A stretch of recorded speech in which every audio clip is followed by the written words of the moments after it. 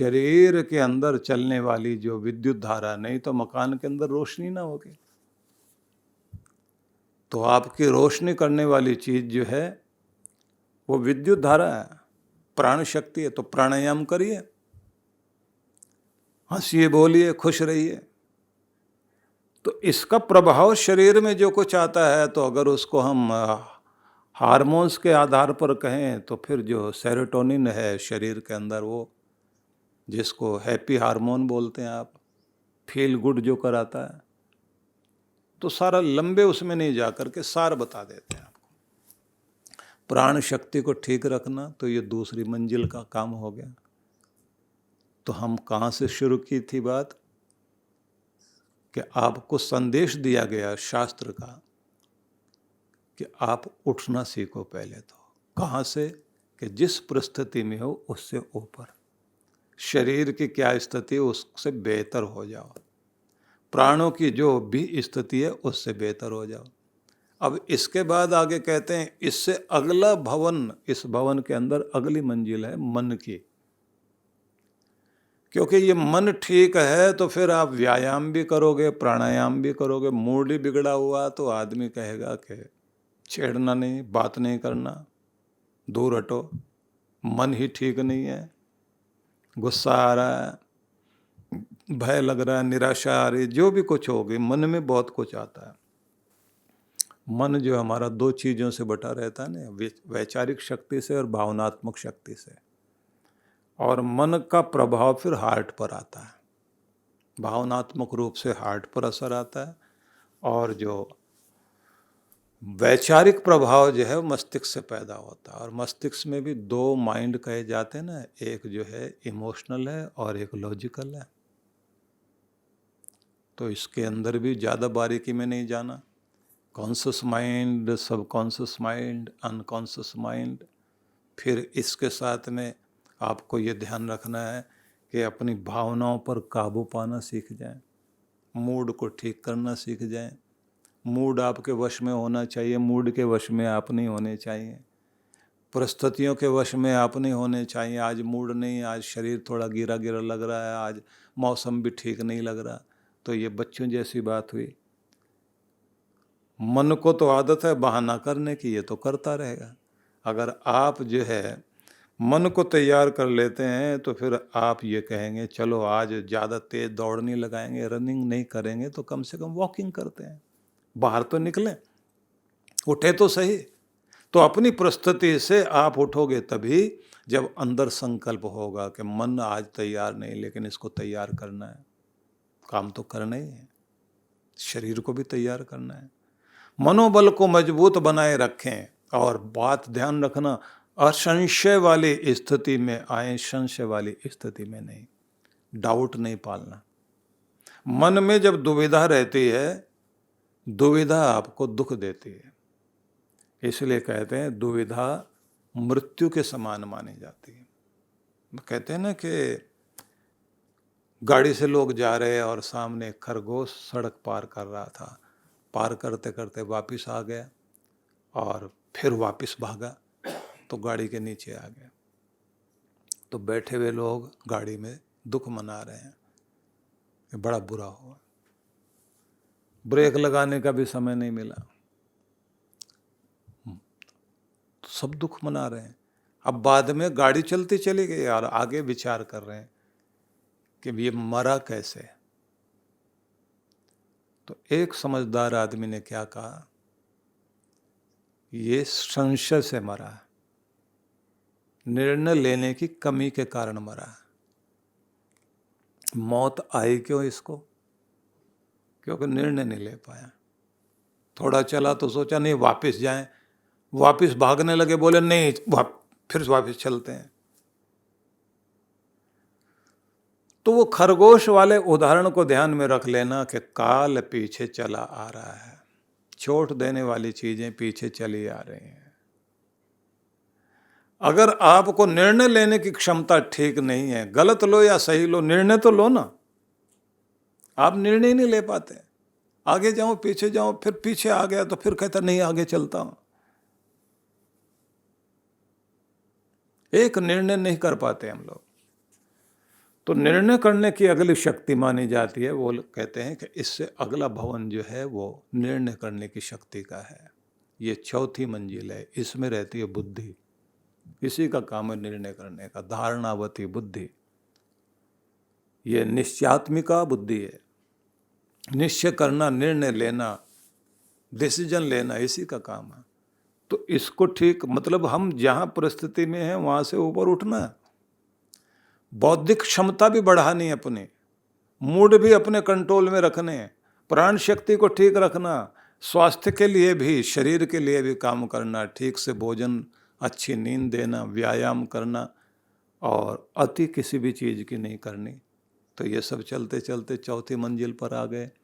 तो चौथी मंजिल को जो है बुद्धि का, इसको कहते हैं विज्ञानमय कोश, और मन के लिए कहते हैं मनोमय कोश, और प्राण के लिए कहते हैं प्राणमय कोश, और शरीर के लिए कहते हैं अन्नमय कोश। ये स्थूल शरीर हमारा। अब इससे पांचवी मंजिल और है आपकी, पांचवें स्थान पर है आपकी आत्मा। ये आनंदमय कोश है। इसको जरूरत किस बात की है? बुद्धि को तो जरूरत है रोज नया सीखने की, निर्णय लेने की, उलझने सुलझाने के लिए बुद्धि को प्रशिक्षित कीजिए, मन को तैयार कीजिए संतुलन के लिए और एकाग्रता बनाने के लिए। फिर से समझ लीजिए, शरीर को मजबूत करना तो व्यायाम चाहिए, प्राणों को मजबूत करना है तो प्राणायाम चाहिए, मन को मजबूत करना है तो एकाग्रता, कंसंट्रेशन बनाइए और संतुलन साधना सीखिए, और बुद्धि को ठीक करना है तो रोज नया नया सीखिए, जानिए और निर्णय लेने की आदत डालिए। पढ़ना, जानना, सीखना। और उसके बाद कहते हैं इससे अगला एक क्रम और है जीवन का जो आपको ऊंचा उठाता है। कहते हैं आपके आत्मा को एक ही भूख है, आनंद की, इसलिए आनंदमय कोश है। अपने भीतर अपने आनंद को, अपनी खुशी को खोजना शुरू करो।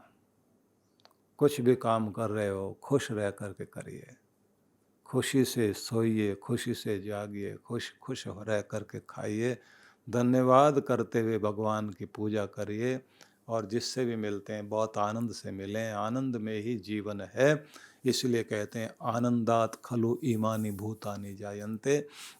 ये प्राणी दुनिया में आते हैं आनंद लोक से, और अपना आनंद इस दुनिया में खोजने की कोशिश करते हैं, लेकिन जब तक उन्हें जीवन शैली आनंद में बनाने की नहीं आती तब तक भटकते रहते हैं। तो अपना आनंद जीवन में पाना सीखे। तो ये पांचवी मंजिल आपकी है कि आप अपने आनंद के लोक में वास कर सकें। इसका तरीका भी बताएंगे आपको, लेकिन उससे पहले एक चीज़ जाननी है। एक तो सबसे पहले ये समझ लीजिए कि हम सभी मनुष्य इसलिए मनुष्य कहलाते हैं, मत्वा कर्मणि सिव्यन्ति इति मानवाः मनुष्याः। मनुष्य इसलिए मनुष्य कहलाते हैं कि वो सोच समझकर विचार पूर्वक कर्म करते हैं। कहीं भी मुंह उठाया और चल पड़े और कुछ भी कर लिया, ऐसा नहीं।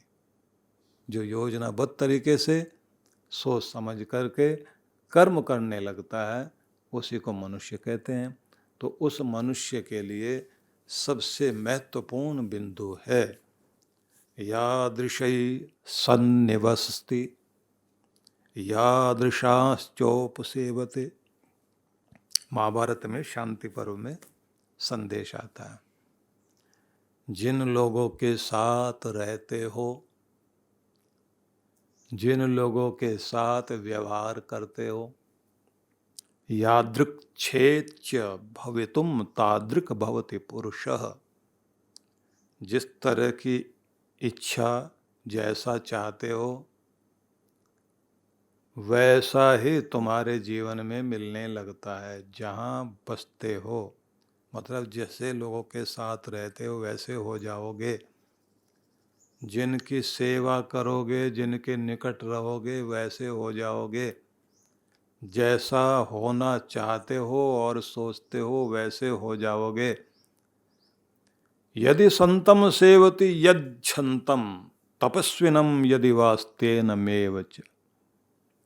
यदि संतों की सेवा करोगे संतत्व जीवन में आएगा, और अगर आप असंत की सेवा करोगे, गलत आदमी की सेवा करोगे, गलत के साथ रहोगे, तो उसकी गलतियां तुम्हारी जिंदगी में आएंगी। कहते हैं बात इतनी नहीं, तपस्विनम यदि वा स्तेन मेव च, स्तेनम मेव च। तपस्वियों के साथ रहो या चोर छली कपटियों के साथ रहो, तपस्वी तुम्हें तपस्या सिखा देगा और चोर तुम्हें चोरी। वासो यथा रंग वशम प्रयाति तथा स तेषां वशम अभ्युपैति। कपड़ा जैसे रंग के साथ जाकर मिलेगा, वह रंग उस कपड़े में आकर लगेगा और कपड़ा उसी रंग में रंग जाएगा और वैसा दिखाई देने लग जाएगा। तो संग का रंग तो लगेगा ही लगेगा। इसलिए आप ये सोच लेना कि आपके ऊपर वश कर लेती है एक चीज़, आपको अपने वश में लेकर के अपने रंग में रंग देने का काम कर देती है संगति। इसलिए आपको चुनाव करना है। आपको माता पिता चुनाव से नहीं मिलते। भाई बहन के लिए चुनाव करने का अवसर नहीं है, वो तो भगवान देते हैं। जैसे माता पिता भगवान देंगे वैसे स्वीकार करने पड़ेंगे। रिप्लेसमेंट के लिए एप्लीकेशन भी लगाओ तो नहीं मिलने वाली, अगले जन्म में मिलेगा। इस जन्म में तो जैसे माता पिता मिल गए, जैसे भाई बहन मिल गए, जैसा बेटा बेटी मिल गए,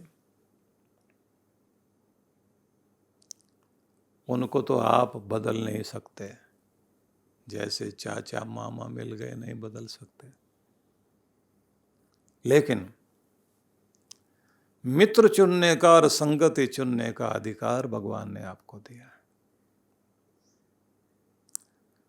और कमाल ये है कि जैसे मित्र और जैसी संगति, उनका प्रभाव आपकी जिंदगी पर बहुत बड़ा आता है। तो आपको पहले ये सोचना है कि अपनी परिस्थिति से ऊपर उठना और जागना है, और जागना है तो फिर किस स्तर पे जागना है कि सोच समझकर कार्य करने वाले बने। सोच समझकर काम करने वाले बनेंगे तो एक बात ध्यान रखना कि आप कैसी संगति में रहते हैं, आपने किन लोगों को अपना दोस्त चुना है। अकेला रह लेना बहुत अच्छी बात है, लेकिन गलत के साथ रहना अच्छी बात नहीं है। गलत के साथ रहना शुरू कर दिया, परिणाम वही होगा कि जीवन का स्तर ही बिगड़ जाएगा। और जब हम लोग कुछ गलत लोगों के साथ रहने लग जाते हैं तो उसका परिणाम होता है कि हम अपने भाग्य से खिलवाड़ कर लेते हैं। भिखारियों के बीच में राजा का बेटा जाकर पल गया, उन्होंने भीख मांगना सिखा दिया। जो रोज दाता बनकर दान किया करता था, अब वो कटोरा लेकर के कहता माई बाप दो कुछ जिंदगी चले। शेर का बच्चा भेड़ों में जाकर पल जाए तो बकरियों भेड़ों की तरह मिमियाता है। बाज का बच्चा मुर्गियों के बीच में जाके पल गया तो अब वो भी कूड़े के ढेर पे बैठा हुआ। जो ऊंचे आकाश में उड़ान भरा करता था और जिसको देख करके पक्षी डर डर करके भागते थे, पक्षियों पर राज करता था, उसको जो है कूड़े पर बैठे हुए मुर्गे डांट रहे हैं। जिस दिन उसको जागृति आ गई, जब वो जाग जाएगा, बस उस दिन उसको अपना रहस्य समझ में आ जाएगा। जब तक हम, क्योंकि संगति जैसे मिली उन्होंने तो उठा करके वैसा बना दिया। जैसे आप जागोगे, उस संगति को उठा करके फेंकोगे तो शेर के अंदर शेरपन जाग जाएगा। उस भिखारीपन लिए बैठे हुए बच्चे में जब पता लगेगा कि हम राजकुमार हैं, और हम राजा लोग कैसे रहते हैं, हम ऐसे कटोरा लेकर के भीख नहीं मांगते, हम तो देने वाले लोग हैं, हम तो राज करने वाले लोग हैं, हमारा तो ये प्रभाव है। जैसे जैसे अंदर से महसूस होने लग जाता है वैसे वैसे उनका रूप बदलने लग जाता है। लेकिन ये बात ध्यान रखिए, कहा गया संत के साथ बैठोगे तो आपके अंदर भक्ति जाग जाएगी। तो क्या करना है? उत्तिष्ठध्वम, अपनी परिस्थिति से ऊपर उठिए। दूसरा जागृध्वम, और जागृत हो जाइए। अब तीसरी बात कहिए, अग्निमिच्छध्वम, अपने अंदर की उस आग को जगाओ जो परमात्मा को पाने के लिए, सर्वश्रेष्ठ को पाने के लिए लगन लगाती है। और उसके लिए क्या करें? परिचय बिना प्रतीति नहीं, बिना प्रेम नहीं ध्यान, नाव चले नहीं जल बिना, और गुरु बिन होए न ज्ञान। गुरु बिन ज्ञान न होत है, गुरु बिन दिशा अजान, गुरु बिन इंद्रिय ना सधे, गुरु बिन बढ़े न शान। गुरु में समाहित दिव्य और दैवीय शक्तियों के दर्शन, पूजन, ज्ञान, ध्यान से स्वयं को धन्य करें। परम पूज्य सद्गुरुदेव श्री सुधांशु जी महाराज एवं डॉक्टर रचिका दीदी जी के पावन सानिध्य में गुरु पूर्णिमा महोत्सव दिनांक 7 से 10 जुलाई 2025। विशेष कार्यक्रम गुरु मंत्र सिद्धि साधना, दिव्य शक्तिपात क्रिया, गुरु मंत्र दीक्षा, भक्ति सत्संग, गुरु दर्शन। गुरु पूर्णिमा महोत्सव 10 जुलाई 2025। स्थान शक्ति टेंट, द गोल्डन डिकॉर, नजदीकी जापानी पार्क, सेक्टर 12, रोहिणी, दिल्ली। आयोजक विश्व जागृति मिशन, दिल्ली। संपर्क सूत्र ऑनलाइन व ऑफलाइन गुरु मंत्र सिद्धि साधना के लिए संपर्क करें। आप सपरिवार सादर आमंत्रित हैं।